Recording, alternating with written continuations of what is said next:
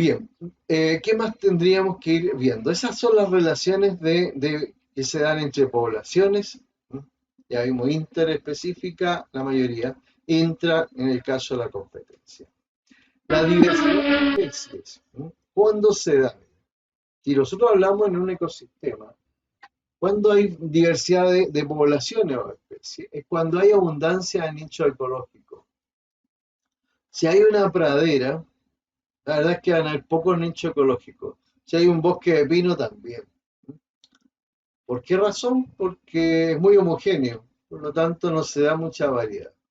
¿Cuándo puede haber diversidad de población, de especies? Por ejemplo, si hablamos de la sabana, no, más que nada hablemos de la zona de Valdivia, donde está, de ahí para el sur, donde la vegetación es exuberante. Si hablamos de la línea central de América, en el Ecuador, toda la zona de Venezuela, Perú, Colombia, donde hay un clima tropical, van a ver que la diversidad de especies es enorme, porque hay disponibilidad de agua, humedad y alimento. Por eso las hojas son gigantes. La vegetación es abundante, exuberante, y la fauna también lo es, porque hay comida, hay ambiente. Cuando hay diversidad de especies, cuando la comunidad no está geográficamente aislada, ¿no? En el caso del desierto, vemos nosotros que solamente hay pequeñas poblaciones en los lugares donde hay agua, comida, etc. Cuando las condiciones no son muy severas, la 3. Si las condiciones son óptimas, la diversidad es abundante. Vean el Amazonas, ¿no? Cómo es y cómo es la diversidad. Todavía hay especies, yo creo que nadie las conoce. Recién, hace pocos años han descubierto algunas y le han puesto nombre. Cuando la comunidad se encuentra en algún ecotono, y aquí viene un concepto nuevo, ecotono, son zonas de transición, donde la diversidad aumenta. Por ejemplo, entre una pradera y un bosque, ¿qué es lo que hago? Abarco poblaciones que son de pradera en el límite y además de bosque. Entonces la diversidad es muy rica en esa zona. Entonces, cuando la comunidad se encuentra en algún ecotono, una zona de transición entre pradera y bosque, cuando en la comunidad no existe una especie que sea dominante. Si una especie es dominante, no va a dejar que la otra se posesione de ahí.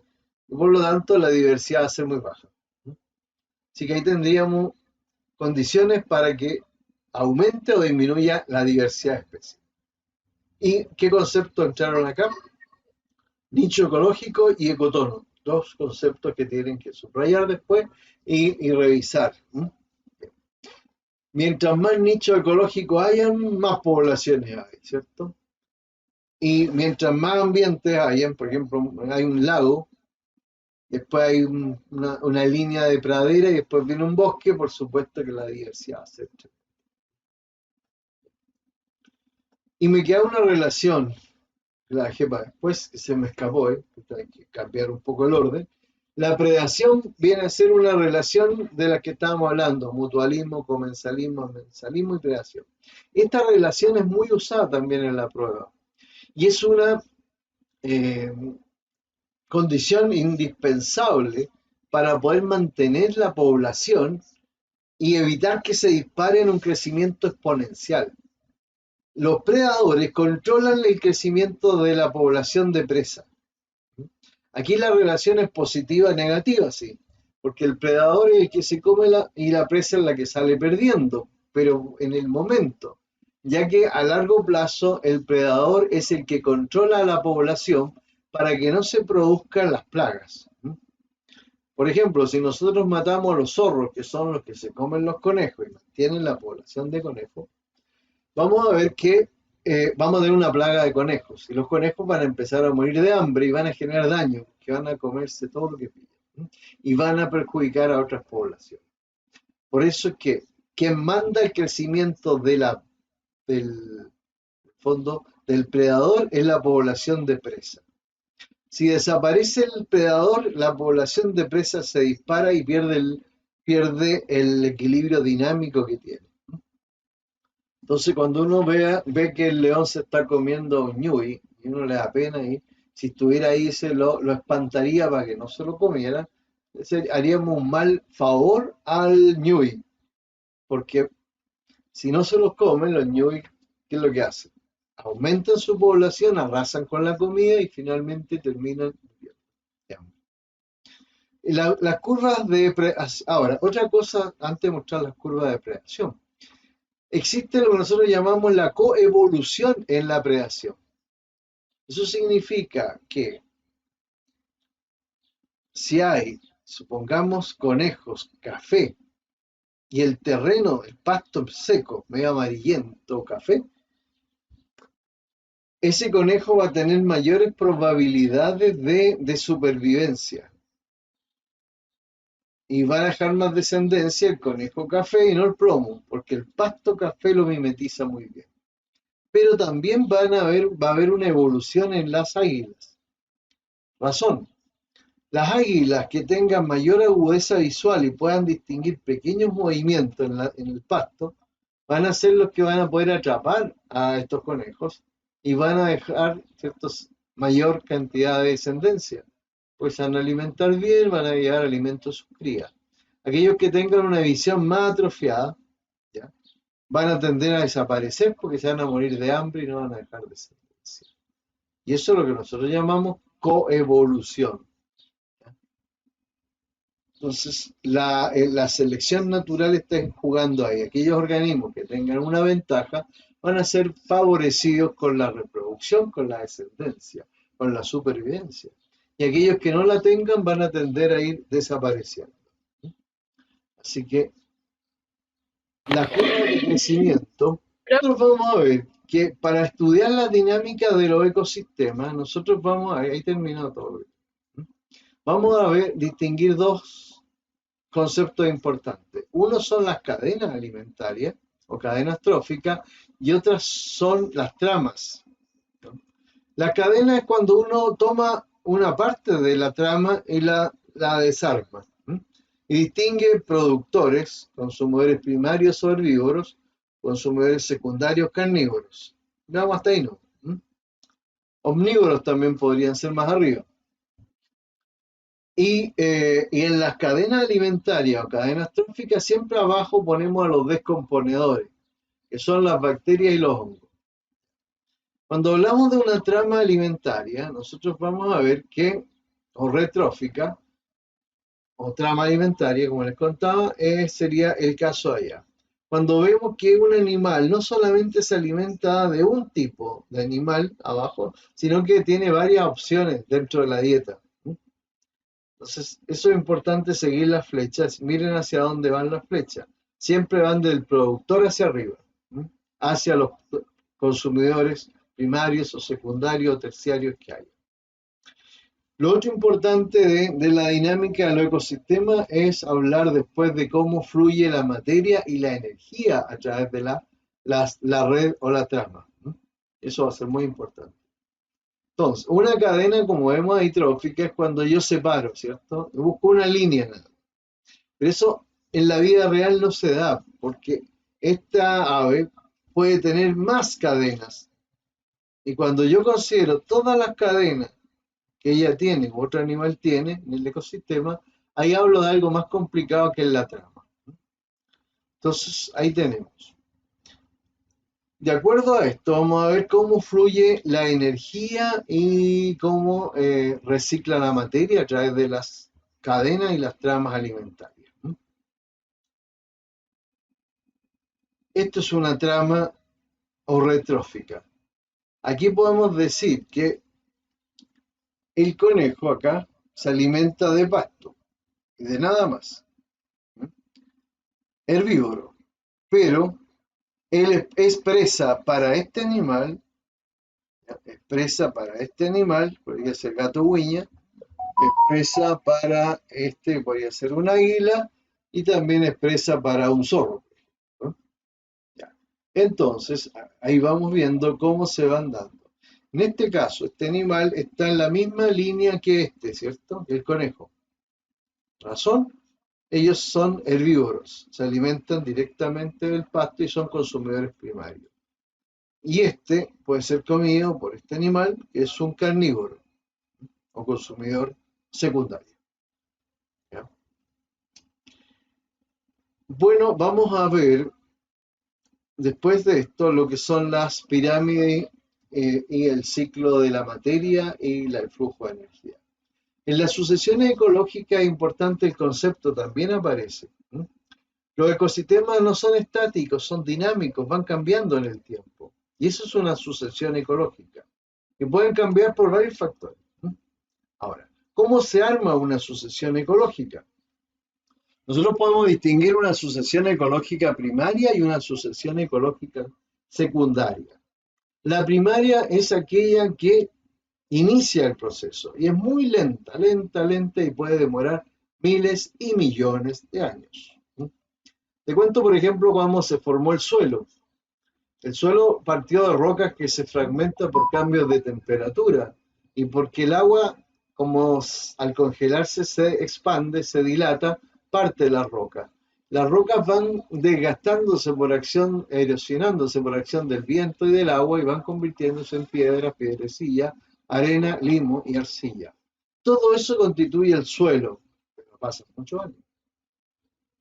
Cuando ya hay pequeños suelos muy finitos, puede desarrollarse lo que nosotros llamamos el estrato o la capa herbácea, o el estrato herbáceo.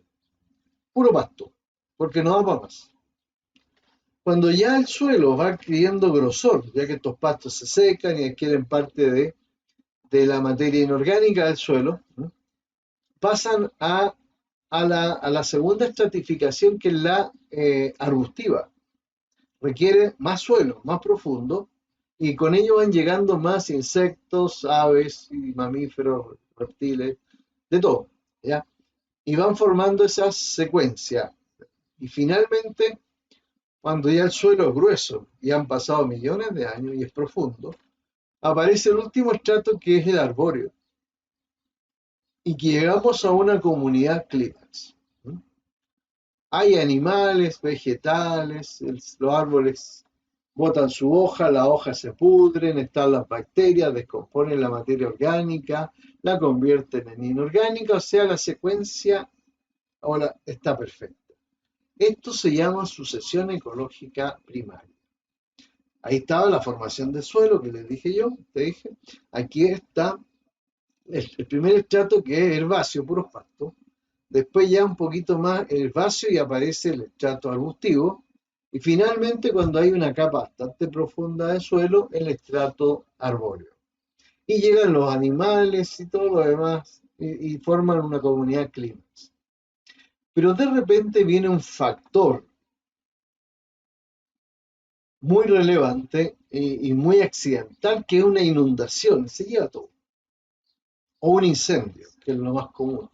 ¿Ya? Pero el suelo no se lo lleva el incendio. La inundación algo, pero deja. ¿Y qué es lo que pasa?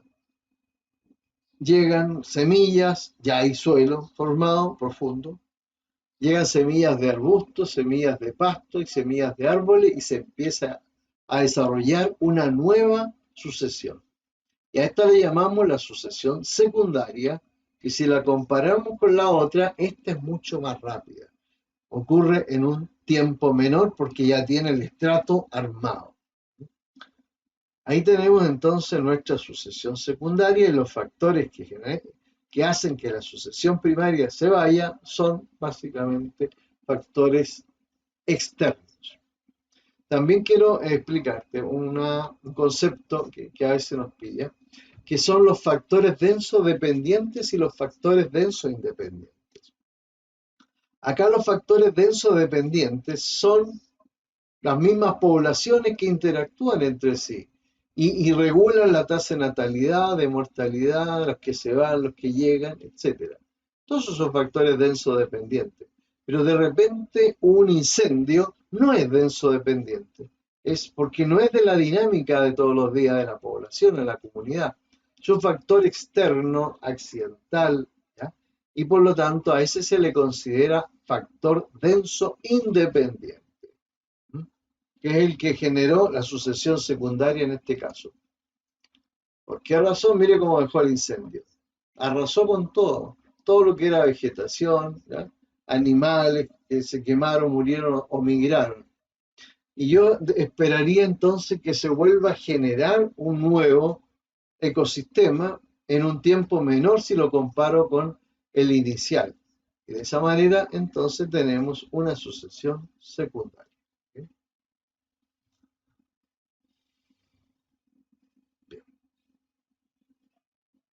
La tala de bosque también afecta, ¿ya?, a la sucesión primaria, y lo que esperamos después es que se reforeste y se genere lo que es la sucesión secundaria. Bueno, ahí está, para que lo veas, trama y todo lo demás. Esta es una cadena alimentaria y ustedes ven el último eslabón, allá está, pero abajo están los descomponedores que convierten la materia orgánica en inorgánica y mantienen los ciclos biogeoquímicos, o sea, el ciclo del carbono, del nitrógeno, el fósforo, el azufre, etc., el oxígeno, del CO2. Y aquí importante, debido a que la energía sigue un flujo unidireccional, no como la materia que es cíclica, vamos a ver que en una cadena alimentaria no pueden haber muchos eslabones, hasta el tercer eslabón ideal. La razón es que cada vez que la energía pasa de un eslabón a otro, hay una cantidad enorme que se pierde, se disipa. Entonces, el último eslabón recibe nada de energía casi. Y eso ahí lo vas a poder aplicar en esa prueba que te mandé, ¿ya? Las cadenas no pueden ser muy largas. Un ejemplo bien fácil, bien rápido. Yo pongo fitoplancton, que son todas las algas, ¿ya?, y ballena, y abajo pongo fitoplancton, krill y ballena. ¿Cuál de las dos situaciones reciben más, en cuál de las dos situaciones recibe más energía la ballena? Es en la más corta. Por ejemplo, fitoplancton, ballena. Por el hecho de ser en la segunda, fitoplancton, krill, ballena, en ese traspaso se pierde energía.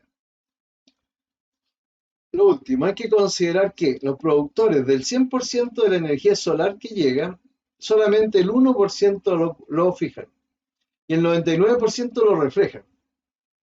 De ese 1% que se quedan, el 90% del 1% se lo dejan ellos, ¿ya? Y el 10% se lo traspasan a los herbívoros. ¿Qué hacen los herbívoros? El 90% lo acumulan ellos y el 10% lo traspasan al nivel superior. Si uno saca la cuenta en plata o en número X, se dan cuenta que va bajando demasiado. Y esa es la explicación entonces de que por la razón de por qué los eslabones no pueden ser muchos. Porque el último recibe muy poca energía. Así que aplícalo ahí hoy día, o no sé cuándo puedes hacer la prueba, en algunas preguntas que están asociadas con ello. Y por eso está la pirámide de energía. La energía no sigue un ciclo, sino que es un flujo unidireccional. De tal manera que cada vez que un eslabón transfiere energía al siguiente, una buena parte de ella se queda con el eslabón y una parte mínima se traspasa, ¿ya? Y otra cantidad que se pierde en forma de calor. Dentro de la pirámide de biomasa, siempre la edad de productores tiene que ser la más grande, ¿ya? Y los productores mandan todo lo que va hacia arriba. Si los productores son pocos, bueno, van a haber poco herbívoro y menos carnívoro. Y el número, las pirámides de biomasa y el número, la biomasa de los eslabones de más arriba son menores, porque se toma toda la cantidad de organismos que ocupan ese nivel, ¿okay? Los productores son los que ocupan la mayor biomasa. Y después vamos subiendo, vamos subiendo, vamos subiendo. Otro concepto importante que es dentro de un ecosistema nosotros vemos la productividad primaria bruta, la productividad primaria neta también. Y la productividad primaria bruta, si yo le resto lo que se gasta en respirar, que significa los procesos metabólicos, me quedo con una productividad primaria neta. Es como el sueldo de uno, que el bruto suena muy bonito, pero después le descuentan todas las leyes sociales, los préstamos que tiene y le queda el neto, que es con lo que vive. Acá igual, en un ecosistema nosotros hablamos de una productividad primaria bruta, todo, que es la productividad primaria neta más la respiración. Pero si yo le quito lo que gasto en respirar, o sea, en metabolismo, en mantenerme, me quedo solamente con la productividad primaria neta. Bruta menos respiración me da la neta. Bueno, la pirámide de números es como la de biomasa. A medida que voy subiendo, la cantidad va disminuyendo.